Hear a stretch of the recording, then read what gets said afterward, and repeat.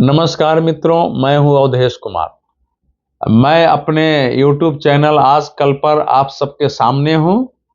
मैं दूसरे दूसरे YouTube चैनल पर अवश्य बोलता हूं, लोग ले जाते हैं, लेकिन मैं अपने YouTube चैनल पर नहीं आ पाता हूं और बोलते बहुत सारे लोग देश भर से, देश के बाहर से भी मांग करते रहते हैं कि अपना YouTube चैनल बताइए, लेकिन उसमें न सब्सक्राइबर हैं, अच्छे सब्सक्राइबर हों, अच्छे लोग जुड़ें, अच्छे लोग मित्र बने तो उस पर बात की जा सकती है। तो मैं पहले ही आप लोगों से आग्रह करता हूं कि हमारे चैनल को सब्सक्राइब करना शुरू कर दीजिए और अपना मत भी बताएंगे कि किस विषय पर आपसे बात करूं। इस समय जो मैं बात करने जा रहा हूं वो दिल्ली के चुनाव पर है।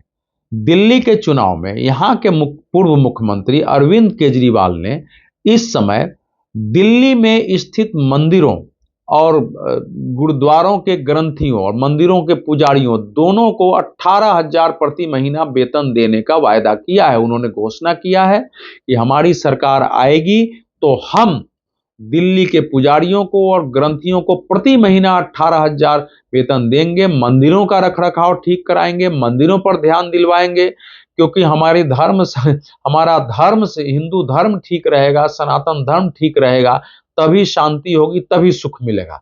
अब ये उनका भाषण चल रहा है इस समय।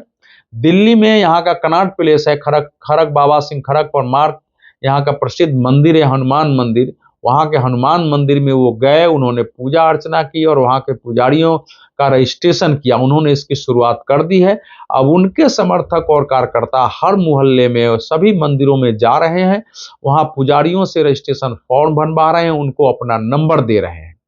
तो अब इसके दो पहलू होते हैं। एक पहलू है कि ये जो घोषणा है ये क्यों है, लेकिन दूसरा पहलू चुनाव से जुड़ा होता है कि अगर आपके कार्यकर्ता इस नाते सभी मंदिरों में चले जाते हैं, वहां पुजारियों से, उनके परिवारों से मिलते हैं, जाते समय वहां कुछ भक्त होंगे, श्रद्धालु होंगे, उनसे आप मिलते हैं, तो आपका जमीनी स्तर पर बहुत बड़ा चुनाव प्रचार हो जाता है और एक मैसेज जाता है कि भाई हिंदुत्व की बात तो केवल भारतीय जनता पार्टी ही नहीं करती है, अरविंद केजरीवाल जी भी करते हैं। कम से कम इन्होंने हमारे पुजारियों को वेतन तो दिया है, क्योंकि इस समय दिल्ली में रिएक्शन रहा है।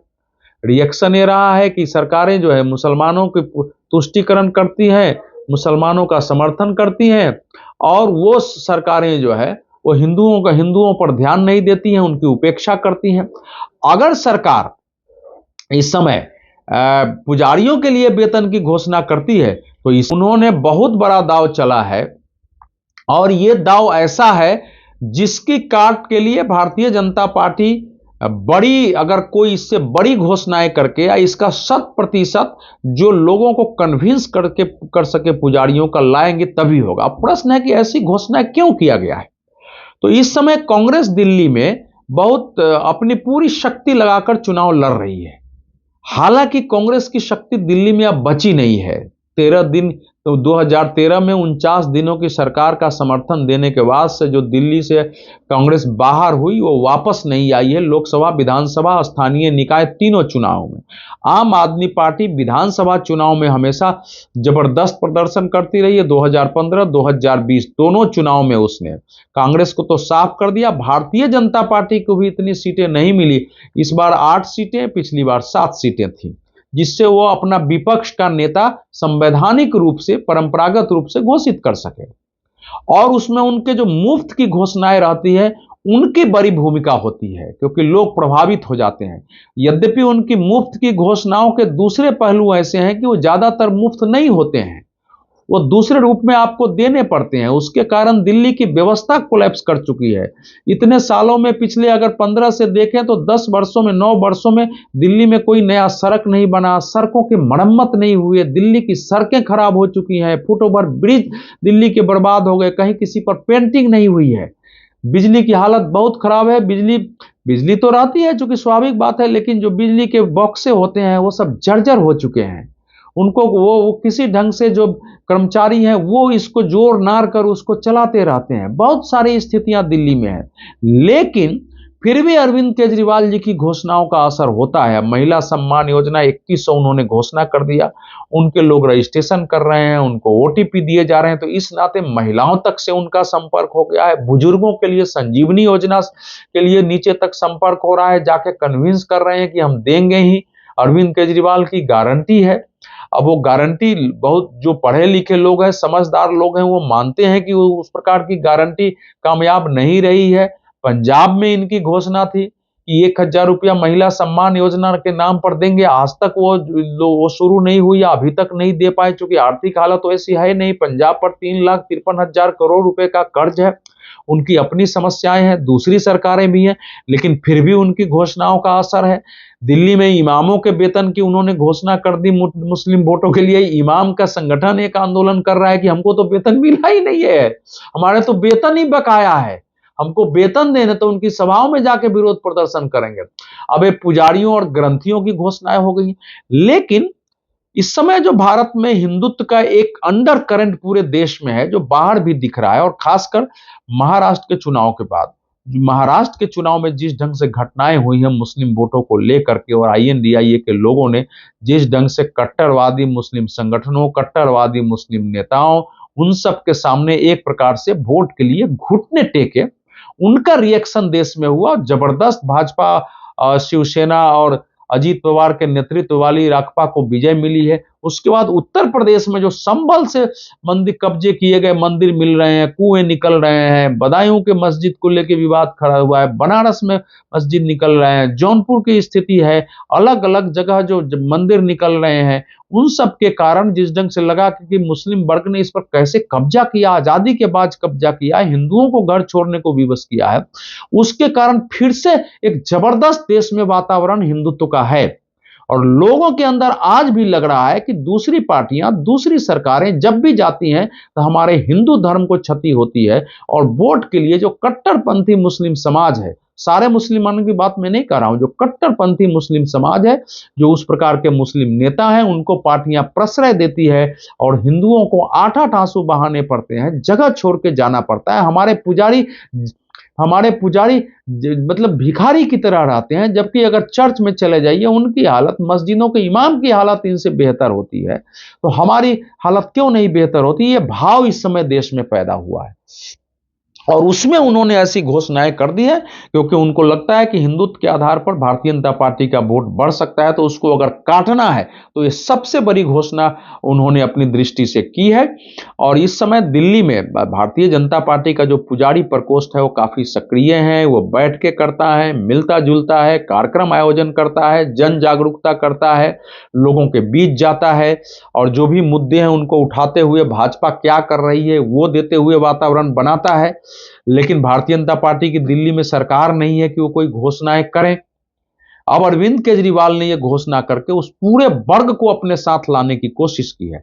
भारतीय जनता पार्टी आवाज उठा रही है कि ये लड़ाई तो हमने लड़ी थी, हमने पुजारियों के वेतन देने की मांग की, हमने प्रेस कॉन्फ्रेंस किया, हमने आंदोलन किया है, और अब वो घोषणा करके इसका श्रेय ले रहे हैं। अब सरकार है, आपने घोषणाएं की हैं, तो क्या भारतीय जनता पार्टी की ये सारी बातें लोगों के बीच उसी रूप में जा रही हैं? चुनाव परिणाम उसी पर निर्भर करेगा।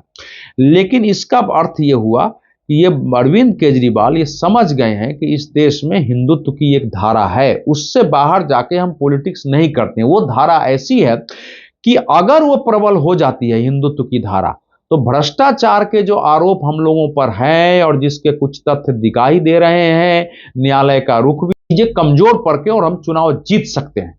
तो ये बाकी पार्टियों को भी समझने की जरूरत है, स्वयं भारतीय जनता पार्टी को भी समझने की जरूरत है कि हिंदुत्व के मुद्दे पर हम अगर मुखर हैं तो उसको तार्किक परिणति तक कैसे ले जाएं, कहां ले जाएं।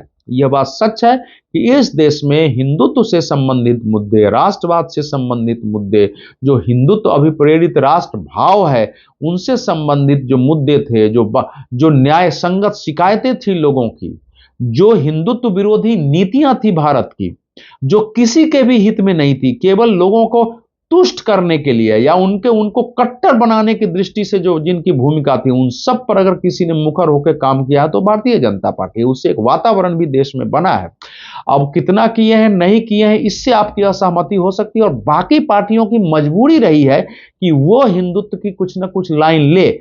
लेकिन 2024 के पूर्व जो INDIA बना था, खासकर मध्य प्रदेश, छत्तीसगढ़ चुनाव, उसके पहले भी देखे तो कर्नाटक, हिमाचल के चुनाव से कांग्रेस ने एक दूसरी पॉलिटिक्स की जो पहले उसकी पॉलिटिक्स होती थी कि मुसलमानों को खुश करने के लिए हम करें, मुस्लिम वोट को हम कंसोलिडेट करें कि वो क्षत्रिय पार्टियों की ओर जा रहा है, और उसके चक्कर में वो हिंदुत्व और इसके बीच बैलेंस बनाए। 2024 के चुनाव में भी इस समय आप देखेंगे कि जो हिंदुओं के विरुद्ध हिंसा है उसकी आवाज नहीं उठाते हैं। संभल में सर्वे के विरुद्ध जो हिंसा हुई उस पर कोई बात नहीं कर रहा है, लेकिन जो लोग पुलिस गोली से हिंसा करते हुए उसके शिकार हुए उनको बात की जा रही है, वहां यात्राएं हो रही हैं, उनके परिवार से वो लोग मिले। इसके कारण भी आम हिंदू समाज जो नॉर्मली लिबरल रहा है, जो नॉर्मली जो ज्यादातर हिंदू निष्पक्ष ही होते हैं रहे, उनके अंदर भी गुस्सा पैदा हो रहा है। इससे भी गुस्सा है, ये कानपुर में, संभल में जगह जगह आजादी के बाद हमारे मंदिर कब्जे कर लिए गए, दीवार से घेर लिया गया, वहां पूरे खाना बना दिए गए,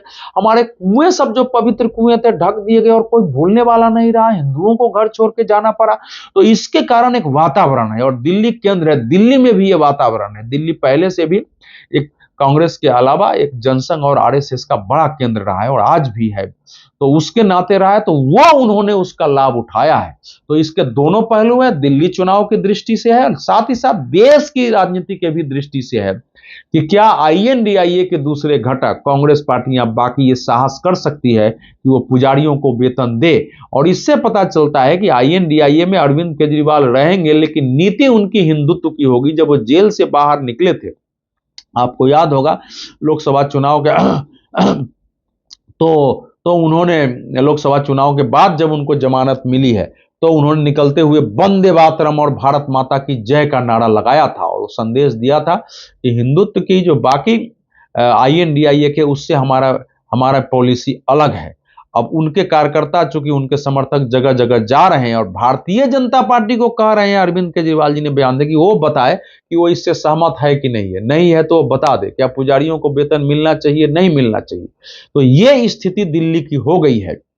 अब ये यहाँ के मतदाताओं को फैसला करना है कि वो किधर जाना चाहती है, क्योंकि अगर इमामों के वेतन की घोषणा उन्होंने की, उसके साथ पुजारियों और ग्रंथियों की घोषणा होती तो माना जाता कि वो दोनों के समर्थन में। उनके में आपने घोषणा नहीं की, पुजारियों की चुनाव के पहले घोषणा कर रहे हैं, तो इरादा तो बिल्कुल ईमानदारी नहीं हो सकता है, नैतिक नहीं हो सकता है। साथ ही साथ मेरा अपना संदेह है कि इस समय इमामों के वेतन न मिलने का जो मुद्दा है वो जानबूझकर इसको बढ़ाना चाह रहे हैं कि ये मैसेज चला जाए पुजारियों के बीच, हिंदुत्व समर्थकों के बीच कि हम तो इमामों को वेतन दे ही नहीं रहे हैं भाई, हमने तो उनको ठग दिया है, हम तो आपको वेतन देने के लिए तैयार हैं।